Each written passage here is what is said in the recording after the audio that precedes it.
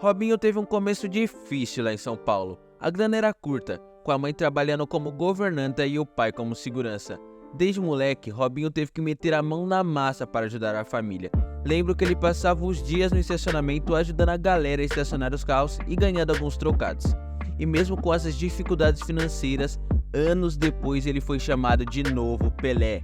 Se você quer entender a história de Robinho e de como ele passou de novo Pelé para condenado, fique até o final do vídeo para saber tudo sobre o passado de Robinho. Já aproveita e clica no like e se inscreve no canal. O garoto já estava jogando futsal aos 6 anos. E olha que ele era fera nisso. Tão fera que teve uma temporada que ele meteu 73 gols. Aí o tempo foi passando e quando ele fez 12 anos, o Santos reparou no seu talento.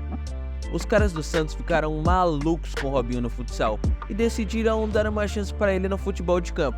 E assim que o garoto pisou na grama, sacou que era aquilo que ele queria para a vida dele e nunca mais quis saber de futsal. Robinho foi subindo no Santos e até o rei do futebol, o Pelé, estava de olho nele.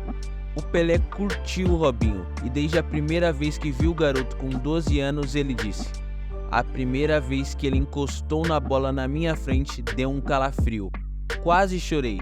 Os dribles dele eram demolidores e a simplicidade com que ele controlava a bola me lembrou de mim mesmo quando tinha a idade dele." Com a bênção do próprio Pelé, não demorou muito. No primeiro segundo depois de fazer 18 anos, o Santos já tinha um contrato esperando por ele. O clube estava numa pior, sem grana nenhuma para pagar os jogadores. Tava tudo indo pro buraco, perdendo jogadores e até funcionários. Tava feia a coisa. Aí a única saída foi botar a molecada pra jogar. Chamaram os jovens pro time principal, com craques como Robinho e Diego aparecendo no cenário nacional pela primeira vez. Mas o pessoal tava tirando onda, achando que só era um bando de moleques sem chances de jogar no nível mais alto. Era tipo um time fraco, que nenhum treinador queria pegar.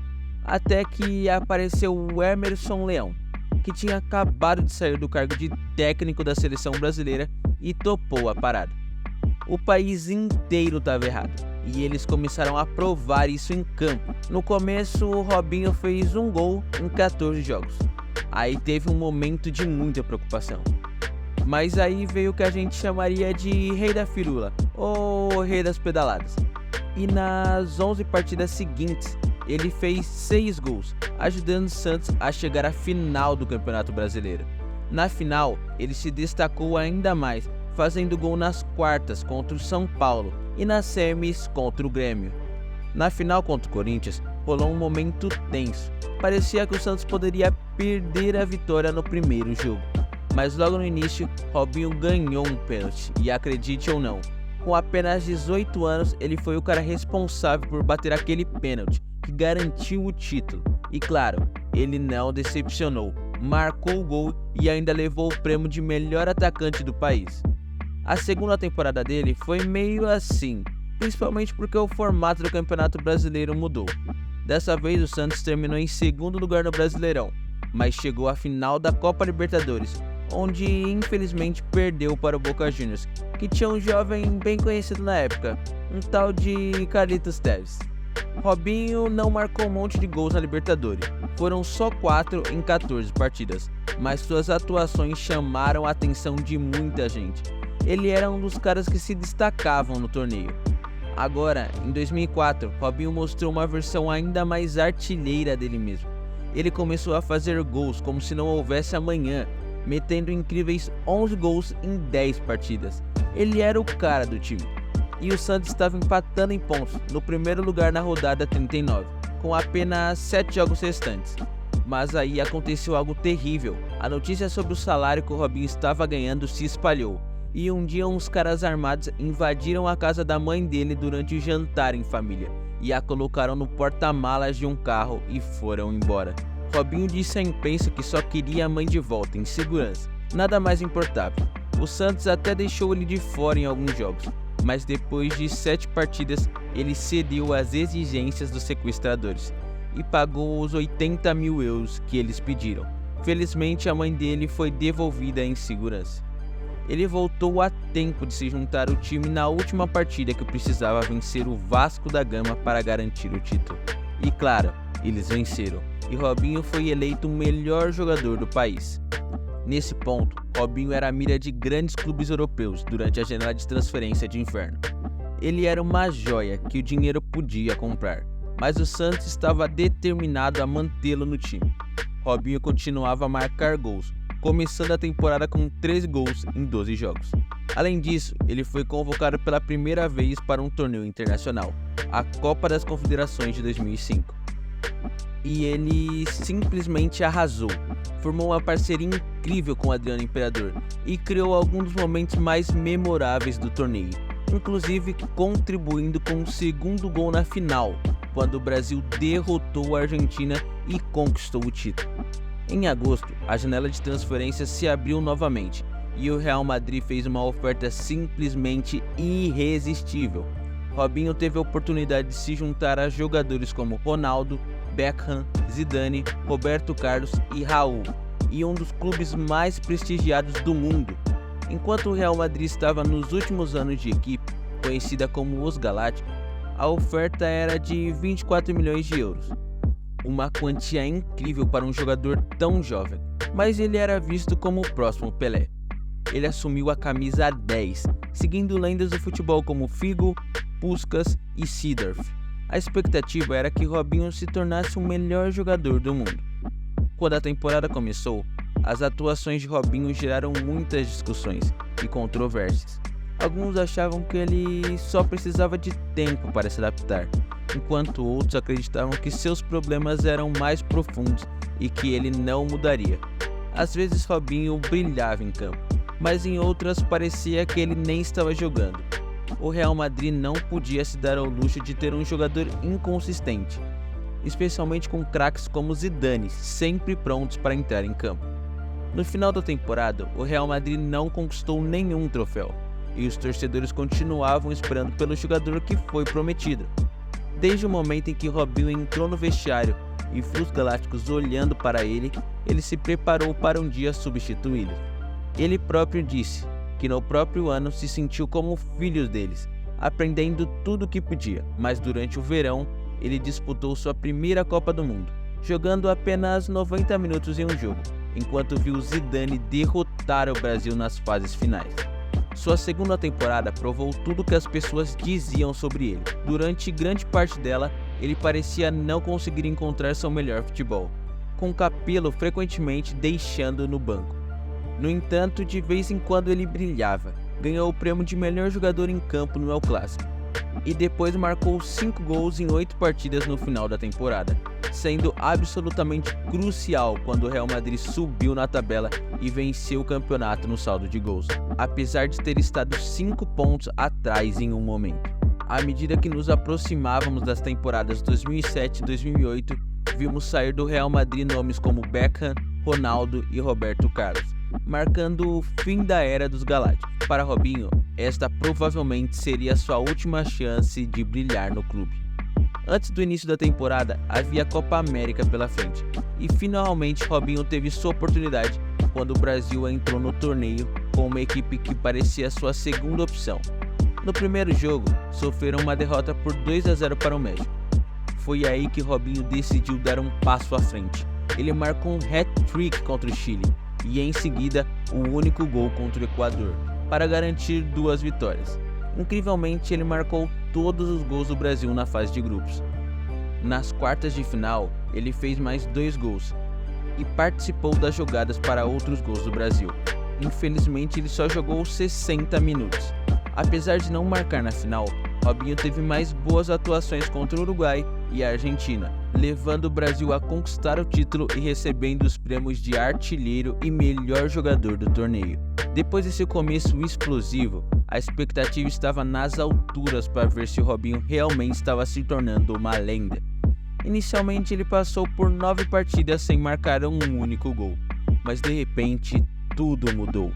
Ele marcou 12 gols em 11 jogos, incluindo gols contra todos na Liga dos Campeões, e teve atuações brilhantes contra Olympiacos e Lazio, somando 3 gols e 3 assistências nessas 2 partidas. Foi um período incrível. Essas performances, somadas à sua excepcional Copa América, e ao final da temporada anterior, colocaram Robinho como um dos candidatos à Bola de Ouro. Apesar de todas as incertezas, ele acabou em 9º lugar na votação, atrás apenas de Van Nistelrooy. No entanto, tão rapidamente quanto os fãs recuperaram a esperança, ela desapareceu novamente, quando Robinho teve um desempenho abaixo do esperado, marcando apenas um gol em 10 partidas no final da temporada. As atuações de Robinho ao longo da temporada foram uma verdadeira montanha-russa, com altos e baixos constantes. Parecia que ele não conseguia encontrar a consistência necessária, embora tenha tido um excelente desempenho na temporada, ajudando o Real Madrid a manter o título de campeão espanhol. No entanto, havia outros jogadores na equipe que se encaixavam melhor em seu estilo de jogo. Com nomes como Robben, Sneijder, Van Nistelrooy e Raul, o Real Madrid estava se preparando para a era pós-galáctica. Eles até tentaram usá-lo como parte de uma oferta comercial para trazer Cristiano Ronaldo, indo contra as promessas de renovação de seu contrato. Robinho não ficou nada satisfeito com essa situação e fez de tudo para forçar sua saída. Eventualmente, conseguiu uma transferência relâmpago para o Manchester City, por impressionantes 42 milhões de euros, no mesmo dia em que o clube foi adquirido pelo Sheikh Mansour. Essa transferência foi tão de última hora que em sua primeira coletiva de imprensa, Robinho se referiu erroneamente ao Manchester City como Chelsea, que também estava na disputa por sua transferência na época. Ironicamente, seu primeiro jogo na Premier League foi contra quem? Contra o Chelsea, onde marcou um gol espetacular de falta, mostrando a seu ex-clube o que estava perdendo. Robinho parecia se adaptar facilmente ao futebol inglês, marcando seu primeiro hat-trick em algumas semanas depois, totalizando 2 gols antes do fim do ano. Mas então, como já havia acontecido antes, passou por um período de 17 jogos sem marcar, com atuação abaixo da média. Alguns especulam que isso ocorreu depois que o técnico Mark Hughes o proibiu de viajar ao Brasil em algum momento. Durante o verão, Robinho participou de sua segunda Copa das Confederações e, embora não tenha tido um papel tão proeminente quanto no primeiro torneio, o Brasil saiu vitorioso mais uma vez. No entanto, sua segunda temporada no Manchester City foi um completo desastre. Foi difícil desviar o olhar da tela enquanto sua carreira no clube se desmoronava após um começo tão promissor. Primeiro, uma lesão de 3 meses o tirou dos gramados, e quando ele voltou, o time já havia passado por mudanças significativas, com a chegada de Tevez e Adebayor. Robinho não era mais a única estrela do elenco, e a abordagem mais rígida do técnico Mancini exigiu um ritmo de trabalho que ele simplesmente não conseguia acompanhar. Tudo isso culminou de forma vergonhosa, com Robinho sendo substituído logo após entrar em campo. Mancini já havia visto o suficiente, e Robinho também havia visto o suficiente da Premier League para perceber que era hora de seguir em frente. Em janeiro, o empréstimo ao Santos foi acertado para que Robinho pudesse jogar por alguns meses enquanto buscava um novo clube na Europa. Mas essa passagem pelo Santos nos deu mais uma história épica. Robinho se juntou a um time incrivelmente talentoso e jovem, com jogadores como Ganso, Alexandro, Danilo e Neymar. Inclusive tem vídeo do Neymar aqui no canal também. O que Ganso conseguiu foram 12 gols em 23 partidas, ajudando o Santos a conquistar mais uma vez a glória, vencendo a Copa do Brasil. Este foi apenas o 3º título nacional conquistado pelo Santos desde a era Pelé, e Robinho esteve envolvido em cada um deles. De certa forma, ele realmente estava se tornando próximo a Pelé. Essas atuações garantiram que Robinho fosse convocado para a Copa do Mundo de 2010 com a seleção brasileira. Apesar de marcar em 2 partidas da fase eliminatórias, o Brasil seria eliminado nas quartas de final. De volta à Europa, seu próximo passo estava planejado, enquanto o Manchester City desejava recuperar algum dinheiro vendendo por 18 milhões de euros ao Milan. Robinho voltaria a integrar um elenco cheio de talentos no Milan.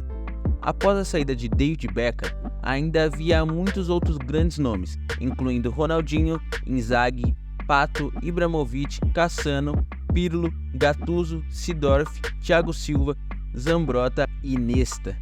Curiosamente, a contratação de Robinho foi um pedido do próprio Zlatan Ibrahimovic, o que não é surpreendente, dada a sinergia entre os dois jogadores. Eles desempenharam um papel importante na conquista da Série A pelo Milan, pela primeira vez em 7 anos, com Robinho contribuindo com 20 gols em 38 partidas na Itália. No entanto, sua segunda temporada no Milan foi prejudicada por lesões, o que fizeram ele perder 11 partidas e afetaram seriamente seu desempenho. Quando a terceira temporada começou, muitos dos jogadores mencionados anteriormente já haviam saído, deixando um grupo de jovens talentos e inexperientes para substituí-lo. Isso inclui jogadores como Balotelli, El Shaarawy, Niang, Borjan, a maioria ainda na adolescência. O treinador Maximiliano Allegri esperava que Robinho liderasse o time à glória, mas as lesões e uma clara falta de motivação, possivelmente decorrente de sentimentos de isolamento, levavam a temporada desastrosa com apenas 2 gols marcados. Em seguida, sua última temporada no Milan não trouxe melhorias significativas, já que o time lutava cada vez mais na liga. Robinho decidiu mais uma vez abandonar o clube, que terminou em 8º lugar na tabela da Série A. Como antes o Santos parecia ser o porto seguro de Robinho, ele retornou à sua equipe anterior. No entanto, dessa vez não houve um renascimento notável a ser testemunhado. Agora com mais de 30 anos de idade, Robinho parecia incapaz de produzir a mesma magia vista em suas 2 primeiras passagens pelo clube. Após 1 ano e meio e 17 gols, ele se transferiu para a China, ingressando no Guangzhou Evergrande, então comandado pelo seu ex-técnico Felipão. Essa mudança para o Santos durou apenas 6 meses, e em alguns momentos ele seria convocado para a Copa América, sua primeira convocação para um torneio internacional desde 2011, embora tenha tido um gol e uma assistência nos últimos 163 minutos que jogou. Sua próxima passagem seria pelo Atlético Mineiro, onde marcou 25 gols em 55 partidas em seu primeiro ano. Isso pode não parecer muito, mas o tornou o maior artilheiro do país naquele ano. Por pouco ele não conquistou o Campeonato Brasileiro mais uma vez, sendo derrotado pelo Grêmio. Entretanto, seu segundo ano no Atlético Mineiro foi muito pior, com uma série chocante de 22 partidas sem marcar gol. E mais uma vez ele se tornou um jogador livre, um jogador sem clube, e em uma nova aventura o levou para a Turquia, onde se juntou ao Sivasspor, em uma transferência que parecia quase escolhida aleatoriamente. Ele parou 2 temporadas no clube sem muitos destaques, marcando apenas 4 gols em 2 anos. O desempenho não condizia com o título da Superliga Turca conquistada pelo clube, o primeiro em sua história. Por fim, Robinho assinou com o Santos, voltando para casa para o que parecia ser sua jogada final. No entanto, as coisas ficaram realmente feias a partir daí. A mudança foi recebida com uma imensa reação negativa, e depois que os patrocinadores começaram a deixar o clube em retaliação, o Santos foi forçado a rescindir imediatamente o seu contrato. De fato, desde 2013, Robinho vinha enfrentando acusações de agressão sexual, e mesmo quando isso aconteceu, ele alegou que se concentraria em provar sua inocência. No entanto, como comentei, as coisas não correram bem nesse aspecto. Robinho foi condenado a 9 anos de prisão devido a essa acusação. Ele estaria cumprindo pena agora mesmo se não fosse pela falta de um acordo de extradição entre o Brasil e a Itália, onde ocorreu o crime. Sem entrar em muitos detalhes, porque realmente foi um crime horrível. Robinho e um grupo de amigos atacaram uma mulher albanesa que estava bêbada em uma boate, cometendo atos sexuais com ela enquanto ela estava inconsciente. Além disso, Robinho foi exposto por admitir tudo em mensagens de texto com outros homens envolvidos, usando linguagem desdenhosa e tentando envergonhar a vítima no tribunal. Seu comportamento demonstrava uma falta completa de empatia e de decência humana necessária para funcionar na sociedade. É realmente perturbador ver como um homem que era idolatrado por muitos se transformou dessa maneira. sugerindo que talvez ele sempre tenha sido assim quando as cortinas se fecharam e seu show chegou ao fim. Não gostaria de finalizar o vídeo nessa good vibe, mas foi realmente o que aconteceu. Então, mudando de assunto, se gostaram do vídeo, clica no like, se inscreve no canal e escreva nos comentários quais outros jogadores você querem saber da história. Até o próximo vídeo e falou!